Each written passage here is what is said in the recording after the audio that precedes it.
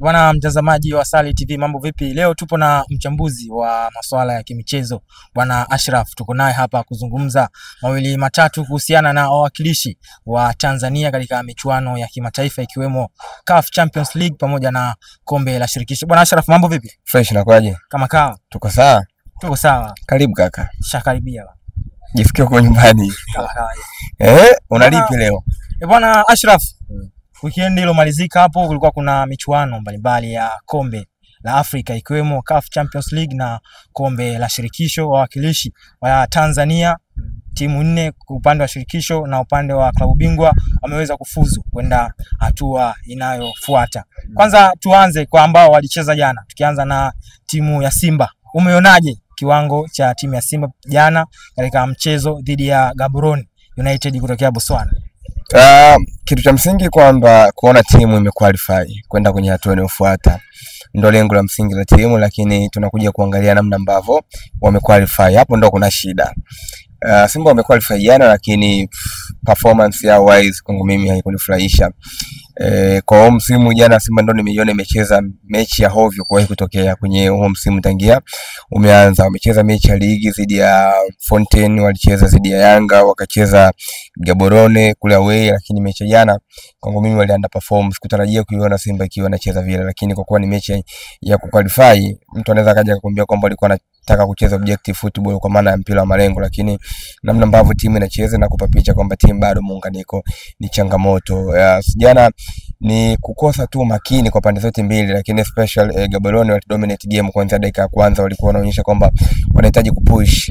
Wangekuwa na utulivu tu mbele kule kwenye kufanya finishing, pengine leo tungekuwa tunazungumza story nyingine. Bwana, mara baada ya mchezo hapo jana mitandaoni kumekuwa kuna mijadala mingi ikiwemo wakizungumzia Simba kuhusu fitness. Inaonekana timu ya Simba fitness ipo chini, watu wakiwa wanajiuliza walienda pre-season Misri, kitu gani ambacho walikuwa wanakifanya huko Misri? Unaweza kuzungumziaje kwenye upande huu wa fitness? Wana hoja na fitness ya timu au ya wachezaji. Tunaangalia kwenye nyakati mbili, timu ikiwa haina mpira na timu ikiwa ina mpira. Timu ikiwa haina mpira mnawezaje ku retain possession, kwa maana ya kutafuta ule mpira mrudi kwenye umiliki, lakini timu ikiwa ina mpira mnawezaje kufanya transition, kwa maana ya kuanzia build up kwenye eneo la nyuma kwenda kwenye phase inayofuata, kwa maana kwenye eneo la kiungo, then mnafanya vipi transition kutoka kwenye eneo lenu kwenda kwenye hatua inayofuata, kwa maana ya third party kwenye uwanja. Sasa kwenye maeneo yote ambayo nimeyazungumza hapa, Simba kuna changamoto. Timu ikiwa ina mpira, reaction yao wanaopataje ule mpira kurudi tena ni changamoto, lakini pia transition wako slow sana. Jana walikuwa wanacheza, ushaikuona mechi ya vinyonga, wako very shallow, yani wako very slow chini, namna ambavyo wana push ilikuwa ni changamoto. Kwa hiyo ni ngumu wakati mwingine kuweza kupata matokeo ukiwa unacheza mpira namna ile. Kwa hiyo na waelewa wanaosema kwamba timu haina fitness kwa sababu hawaoni reaction, na watu wamezoea Simba ikiwa inacheza reaction yao inakuaje, yani boom. Kuna wachezaji mfano kina Anthony Mligo, akina Morris Abraham jana aliingia, commitment, namna ambavyo work rate yao na operate uwanjani ndio inakupa picha kwamba hii timu ina fitness ya kutosha. Lakini jana wachezaji walikuwa wako down, wanahitaji kuwa motivated kwa ajili ya kuweza kuweka commitment yao wakiwa uwanjani. Kwa hiyo nakubaliana na watu ambao wanazungumza kwamba timu haina fitness. Kocha wa viungo na kazi ya kufanya ili kuweza kutengeneza huo ushindani, intensity inatakiwa kuwa ya hali ya juu. Lakini watu wengi wamekuwa wakizungumzia kuhusiana na hilo. Kwa namna ulivyoitazama timu ya Simba, hasa shida iko wapi? Kwamba hawana kocha ndio maana wamecheza kwenye kiwango ambacho watu wengi hawajaridhika nacho, au kwa vile kuna wachezaji wageni wengi wao wapo kwenye kikosi, kwa chemistry kwenye timu inakosekana? Vyote ni majibu, lakini jibu kuu ni kwamba timu haina muunganiko. Hawana kocha ni factor ambayo mtu anaweza kaja kuambia kwamba timu haina kocha ni kama gari ambalo halina dereva, mnachaguana tu wenyewe abiria mliopo, nani ana idea ya gari kidogo hivi kupush kwenda mbele. Lakini wachezaji wapya unatarajia kuiona hiyo kasumba, kwa maana ya timu wanavyokuja wachezaji wapya kuna hiyo adaptation period, lakini kuna base ya timu, yani kuna ule muundo wa timu ambao hata wachezaji wanavyokuja, ushaona mtu kwenye nyumba yake kuna utaratibu umetengenezwa. Yani mimi nina nyumba, let's say hii nyumba yangu kuna principle nimezitengeneza. Kwa hiyo hata wapangaji wakibadilika, lakini utaratibu unakuwa uko pale pale, masharti yako yako pale pale. Kwa hiyo Simba hata kama wachezaji ni wapya na hakuna coach, lakini kuna identity ya timu ambayo sasa hivi inakosekana kwenye timu. Ndio maana nakwambia kwamba hakuna muunganiko. Kwa hiyo kocha ametoka. Kwani kocha kaondoka lini? Si juzi tu hapa kaondoka. Timu imeenda pre-season, kocha huyu alikuwepo msimu uliopita. Ule mwezi mmoja ambao aliutumia kocha kwenda na wachezaji pre-season ndio muda ambao ulikuwa unatarajia kuona Simba ikiwa inatengeneza huo muunganiko ambao unahitajika. Lakini kocha bado hakufanikiwa kutengeneza muunganiko. Tumeona kwenye performance yao kwenye mechi zote ambazo zimefanya. Hata kipindi ambacho kocha alikuwepo bado timu ilikuwa haichezi vizuri. Ilicheza vizuri kwenye mechi moja tu dhidi ya Yanga ambayo pia nayo walipoteza. Kwa hiyo unakuja kugundua kwamba Simba ina matatizo mengi ambayo bado haijajipata. In fact ni timu ambayo inajitafuta. Kwa hiyo ups and down kama hizo utakutana nazo. Na sasa hivi kocha kaondoka ndo kabisa. Kwa hiyo wanahitaji haraka kumpata kocha ambaye wanatakiwa kumwamini, anzeni wampe time kwa ajili ya kuitengeneza timu. Kumekuwa kuna makocha kadhaa Simba, watu wamekuwa wakihusishwa, timu ya Simba wamekuwa wakihusishwa nao, ikiwemo Miguel Gamondi, Asudin Nabi na makocha wengine. Kwa wewe, kwa mtazamo wako, ni kocha gani ambaye unaona ataifaa au atafaa kwenye timu ya Simba na ataweza kurudisha kwenye makali yake? Au makocha wote wawili ambao umewataja, Gamondi, Nabi, na makocha wazuri, makocha ambao wanaifahamu ligi kuu ya Tanzania bara, makocha ambao wanaifahamu Simba kwa sababu walikuwa upande wa pili, walikuwa wanajua mshindani mkubwa ni Simba. Gamondi, what a coach, fantastic mentality aliyokuwa nayo kama coach, anaiambukiza kwa wachezaji. Tumeishuhudia Black Stars ambao sasa hivi inaenda, tunatarajia kwamba tutaiona makundi, imechukua Kagame. Hii haikuwa kwa bahati mbaya, ni kutokana na mentality ya kocha kuweza kuwaorganize wale wachezaji na kumotivate waweze kupambana. Kwa hiyo Simba kama inampata kocha kama Gamondi ni good coach, kwa sababu Simba unajua falsafa yake kubwa ni kumiliki mpira. Pila biliani zilitokea kwa Simba pia. Kwa hiyo wakimpata Gamondi ni kocha ambaye pia anaamini kwenye timu yake kucheza mpira wa kasi, lakini pia ukiwa unamiliki mpira. Hata pia kwa Nabi naye ndo mwanzilishi wa kuitengeneza timu ya Yanga kuweza kuwa inacheza mpira hatari kwa hivi karibuni. Way back walishawahi kucheza vizuri, lakini kwa hivi karibuni Nabi ndo aliweza kuibadilisha timu. So kama watampata mmoja kati ya makocha wawili, naamini ni kocha ambaye anaweza kwenda kubadilisha kitu kwa upande wa timu. Pia tukiwaangalia wawakilishi wengine wa Tanzania katika kombe la klabu bingwa barani Afrika, Yanga hapo juzi aliweza kucheza na akaibuka na ushindi wa goli 2-0. Lakini watu wengi wamekuwa wakizungumza bwana, timu ya Yanga na performance yake pia hairidhishi. Wengine wakienda mbali zaidi, wakianza kumgusia kocha, wakisema kwamba kocha yawezekana uwezo wake ni mdogo kuliko klabu ambayo anayoifundisha. Kwa namna ulivyomtazama kwa jicho la uchambuzi, ni kipi hasa ambacho kwenye timu ya Yanga kinakosekana? Unajua kwa nini Jurgen Klopp wakati anafika Liverpool aliomba miaka 3 kuitengeneza timu? Unajua kwa nini Nasreddine Nabi wakati anafika Yanga aliomba miezi 3 kuitengeneza timu? Unajua kwa nini Fadlu Davis msimu uliopita alikuwa anasema anajenga timu? Mpira sio chumvi kwamba ukiweka kwenye mboga na kolea. It takes time, unajua. Kocha wa Yanga watu hawaelewi nini anafanya. Opinion za mashabiki wanaona kwamba kuna mabadiliko makubwa ya kiuchezaji. Timu yao ilikuwa inacheza vizuri msimu uliopita chini ya Merudi, wakachukua ubingwa. Yanga wamezoea ile possessive football kwamba wanamiliki mpira, wana dominate, wanafanya kila kitu, wanakufunga kwa saga, kitu ambacho sasa hivi hawakioni. Na waelewa wanahoja kwenye hiyo engo, lakini wanatakiwa kuangalia mpira kwenye engo nyingine. Wanachokifanya kocha wa Yanga sasa hivi ni kama ambulance, tunalia huku tunatembea. Anatengeneza timu huku inapata ushindi, kitu ambacho ni cha msingi zaidi. Kwa hiyo wanatakiwa kumpa time. Makocha anapewa muda. Hakuna yani usitarajie kwamba kocha anaweza kafika moja kwa moja akabadilisha kitu overnight. Ni kitu ambacho ni kigumu. Kocha hana hata miezi miwili tangia amefika na timu. Kuna kipindi akiwa pre-season aliwakosa baadhi ya wachezaji wake ambao ni muhimu, ambao walikuwepo kwenye chani huko.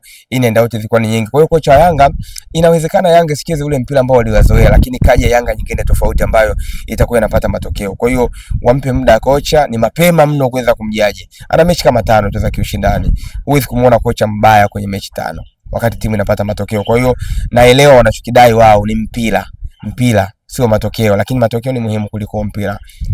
Hapo umezungumza kwamba mashabiki wanapaswa kumpa muda kocha. Kitaalam ni muda gani hasa ambao kocha anabidi apewe kwenye timu na watu waanze kumjaji kwamba huyu kocha anafaa au kocha hafai, au kocha amefaulu kwenye timu yetu au kocha amefeli kwenye timu yetu? Hakuna time frame. Unamjua Mikel Arteta kocha wa Arsenal? Ana muda gani tangia amefika Arsenal? Msimu 3 takriban, si ndio? Lakini hajachukua kombe, si ndio? Hajachukua kombe, lakini sasa hivi nowadays watu wanaona okay, timu imekuwa bora, si ndio?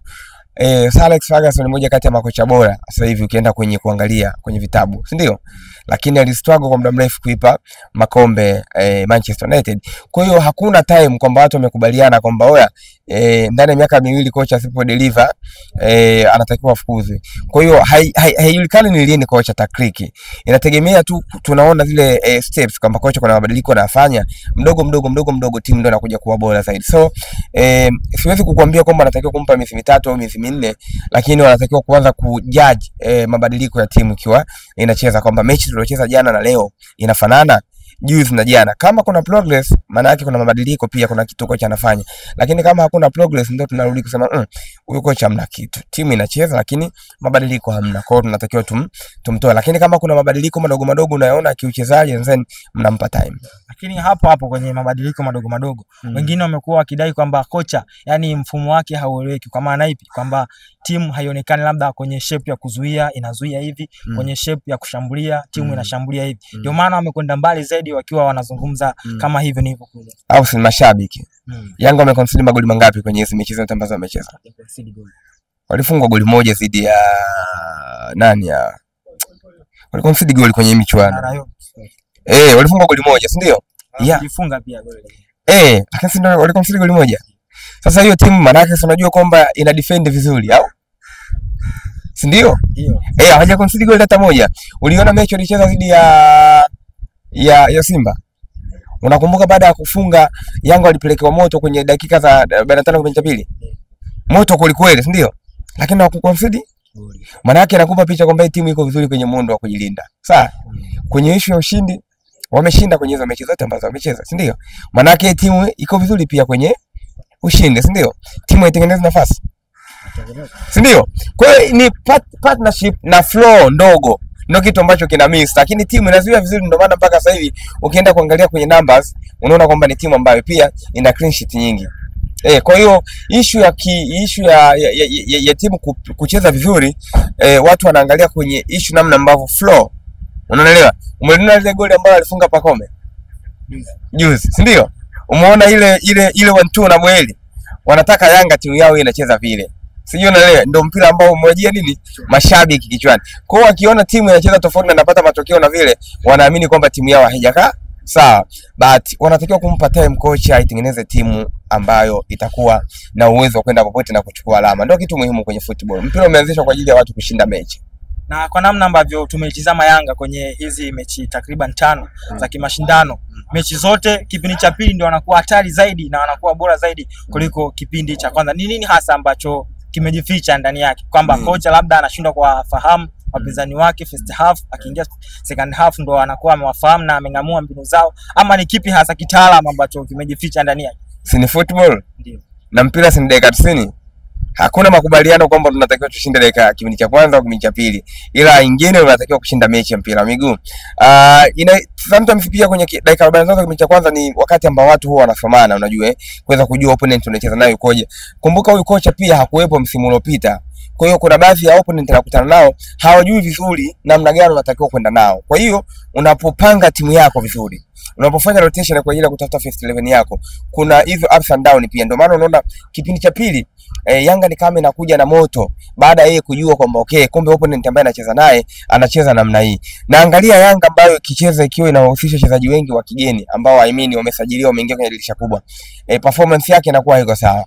Lakini ukiangalia Yanga ambayo inahusisha muundo na mfumo wa wachezaji wengi ambao walikuwa msimu uliopita, ndio Yanga ambayo ina flow vizuri. Kwa hiyo bado yupo kwenye kufanya rotation. Ndio maana unaona kwamba kipindi cha kwanza anaweza kaanzisha na kikosi kingine, kipindi cha pili kikaja kikosi kingine ambacho kinafanya vizuri. Kitu cha msingi ambacho anatakiwa kuconsider ni kuona timu inapata matokeo. Hakuna makubaliano duniani kote kwamba hii timu inatakiwa kuwa inapata matokeo kwenye kipindi cha kwanza.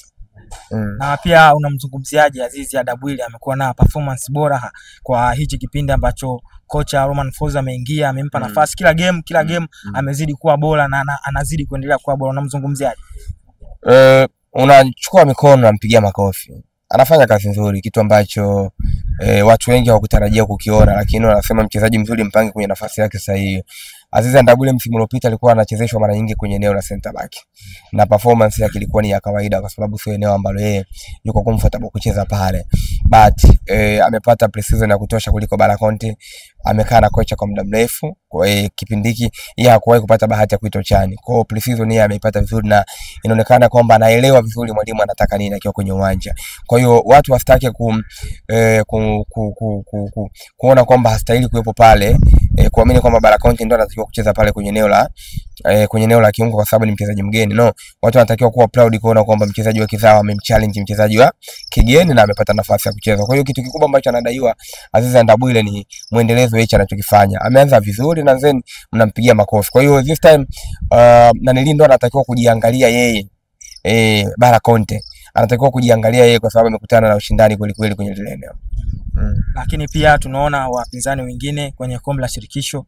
Azam FC naye hapo jana ameweza kuibuka na ushindi wa goli 1-0 dhidi ya Rayon Sports. Pia unawazungumziaje Azam FC? Inaonekana kama mwaka huu wameamua wana jambo lao ambalo wanalitafuta. Na huu mwaka wanaenda makundi na naamini wanaweza kufika hatua kubwa zaidi hata hiyo makundi.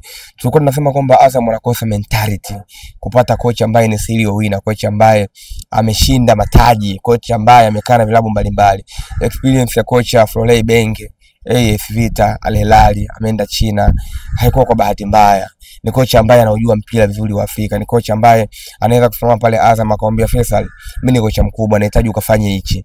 Msindo, unatakiwa kupambana kwenye opposition, hauko peke yako. Kwa hiyo ile mentality ikienda kwa wachezaji inatengeneza mazingira ya watu kupambana, kuona kwamba tunatakiwa kuipambania hichi hapa ya Azam. Na ndio kitu ambacho nimekiona. Mechi zote ambazo Azam amecheza ameperform to the max. Unaona okay, hii timu kweli iko very organized, coach anafundisha vizuri and then kila kitu kina flow. So to me nimeona amefanya kazi nzuri na naamini kwamba hii ni impact ya kuwepo na kocha na benchi la ufundi ambalo lina uzoefu mkubwa kwenye michuano ya Afrika. Kwa hiyo mechi inayofuata anacheza na KMKM kutoka Zanzibar.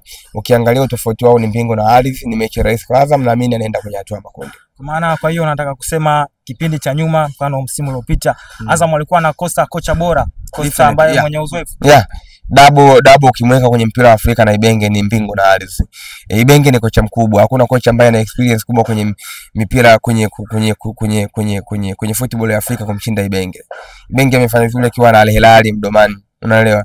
Hilal amefanya vizuri akiwa na AS Vita Ibenge. Kwa hiyo ni kocha ambaye wa daraja A kwenye mpira wa Afrika. Ni kocha ambaye vilabu vingine pia vilikuwa vinamtazama kwa maana ya kumuhitaji. Kocha ambaye anamlipa zaidi ya milioni 100, ni kocha mkubwa huyo, ana deserve kuwepo pale. Kwa hiyo wamepata kocha sahihi ambaye ataweza kuipeleka Azam kwenye next level.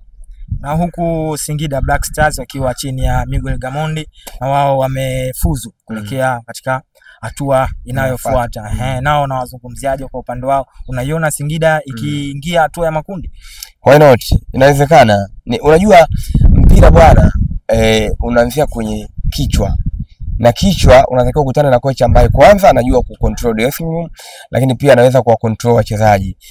Gamondi ni kocha ambaye anaamini kwenye ushindani wa always. Ni kocha ambaye muda wote anawaza kushindana.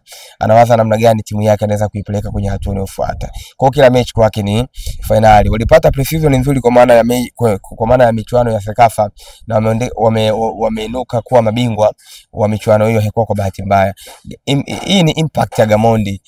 Kuna Chama amecheza vizuri, kuna Harid Aucho anacheza vizuri. Kwa hiyo ile combination ya coach na wachezaji ambao wana uzoefu mkubwa inaleta spirit kwa wachezaji wengine. Kuna kama mimi let's say mimi Mwaku, si ndio? Au Damaro niko hapa, si ndio?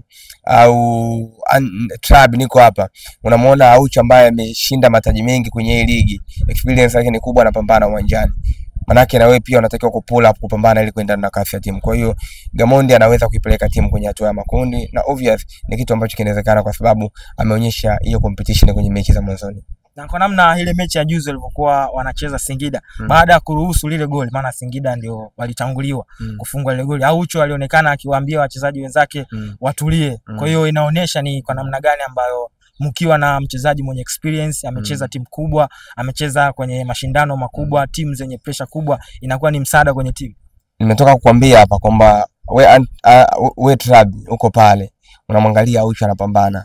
Aucho ambaye amewahi kucheza dabi kubwa, amewahi kucheza mechi zenye pressure zidi ya Mamelodi, pengine National Ahli, na anatuliza kwenye eneo la kiungo, hashindwi kuwatuliza wachezaji ambao wako pale kwenye Singida Black Stars. Kwa hiyo unaona kuna faida hiyo ya kuwa na wachezaji ambao wana experience kubwa. Kuna muda Gamondi anaweza siongee kitu chochote kile, anzeni hadi Aucha kwambia you guys tunatakiwa kwenda kupambana, hii mechi tunaiweza na hatuhitaji kucheza kwa hiyo pressure ambayo nyinyi mko nayo. Kwa hiyo kuna faida kubwa pia kuchanganya wachezaji ambao ni wakongwe na wachezaji ambao ni vijana kwa ajili ya kutengeneza hiyo balance ya nishati uwanjani.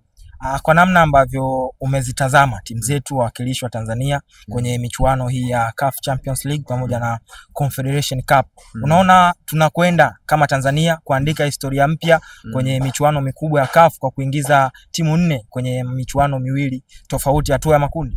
Definitely. Simba na Yanga wanaingiza makundi, Azam na Black Stars wanaingiza timu zao makundi. Nadhani hii ndio itakuwa rekodi yetu nzuri pia kuona timu zote mbili I mean kwenye michuano yote miwili, shirikisho na klabu bingwa, timu zinazoshiriki zote zina hiyo quality ya kwenda kwenye hatua inayofuata na kufanya makubwa zaidi. Kwa hiyo hii ni impact pia ya ligi yetu kukua.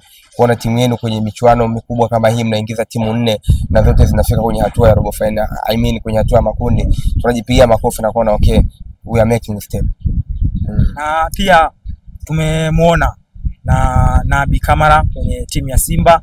Wakati anasajiliwa tuliambiwa ana uwezo wa kudumu kwenye nafasi zaidi ya moja, ikiwemo kucheza beki wa pembeni, kucheza kiungo wa katikati. Kwa namna ulivyomtazama kiufundi, kwa jicho la kiuchambuzi, tumemuona akichezeshwa kwenye fullback ya pembeni, pia akichezeshwa kwenye eneo la katikati ya uwanja. Ni eneo gani hasa ambalo unaona Nabi Kamara akicheza anakuwa comfortable na anaweza kuisaidia timu yake ya Simba? Mimi nafikiri anahitaji kucheza kama kiungo. Anahitaji kucheza kama kiungo sababu niliangalia mechi ambayo alicheza akiwa anacheza kama fullback. Ule upande wa mwachi Anthony Mligo acheze. Kwa sababu end product yake baada ya ku-overlap nini anatakiwa kwenda kufanya inaonekana kuwa down. Kwa hiyo eneo pekee ambalo nimemuona kuwa akifiti vizuri ni kwenye eneo la kiungo. Unajua ukicheza kwenye eneo la fullback na sasa hivi watu wana demand ukiwa fullback wewe unapanda na kushuka muda wote, unahitaji commitment ya hali ya juu, energy yako, nishati ya kutosha kweli, kitu ambacho bwana mdogo Anthony Mligo amekionyesha kwenye mechi zote ambazo amecheza. Kwa hiyo ukiniuliza mimi Nabi anatakiwa kucheza wapi, simple nitakwambia anatakiwa kucheza kwenye eneo la kiungo. Kwa kumalizia bwana Ashraf, ligi yetu ya Tanzania bara tayari imeshaanza. Kuna timu kadhaa zishacheza mechi 3, wengine mechi 2, wengine mechi 1. Natumai umeweza kuzitazama timu zote. Kwa utaalamu wako, labda unaweza ukaniambia top 4 yako ya msimu ni ipi? Okay, top 4 yangu: Yanga bingwa, Simba nafasi ya 2, Azam nafasi ya 3, Black Stars nafasi ya 4. Maliza. Shukrani sana. Asante sana.